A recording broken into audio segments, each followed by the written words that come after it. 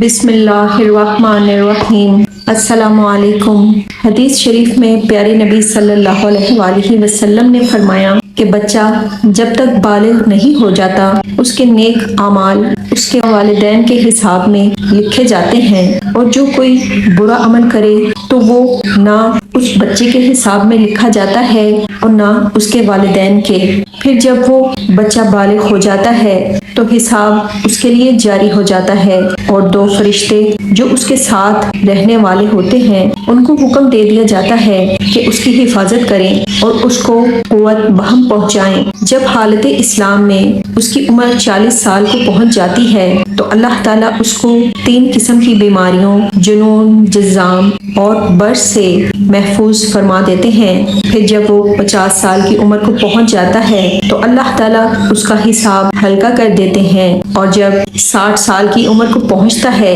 تو اللہ تعالیٰ اس کو اپنی طرف رجوع کی توفیق دے دیتے ہیں۔ پھر جب 70 سال کو پہنچتا ہے تو سب آسمان والے اس سے محبت کرنے لگتے ہیں، اور جب وہ 80 سال کا ہو جاتا ہے تو اللہ تعالیٰ اس کی نیکیوں کو لکھتے ہیں اور گناہوں کو معاف فرما دیتے ہیں۔ پھر جب وہ 90 سال کی عمر کو پہنچ جاتا ہے تو اللہ تعالیٰ اس کے سب اگلے پچھلے گناہ معاف فرما دیتے ہیں، اور اس کو اپنے گھر والوں کے معاملے میں شفاعت کرنے کا حق بھی دیتے ہیں، اور اس کی شفاعت قبول بھی فرماتے ہیں، اور اس کا لقب امین اللہ اور اسیر اللہ فی الارض یعنی زمین پر اللہ کا قیدی ہو جاتا ہے، کیونکہ اس عمر میں پہنچ کر زیادہ تر انسان کی قوت ختم ہو جاتی ہے اور اسے کسی چیز میں لذت نہیں رہتی، اس لیے وہ قیدی کی سی عمر گزارتا ہے، اور جب انتہائی عمر کو پہنچ جاتا ہے تو اس کے تمام نیک عمل نامہ اعمال میں برابر لکھے جاتے ہیں جو وہ اپنی صحت اور قوت کے زمانے میں کیا کرتا تھا،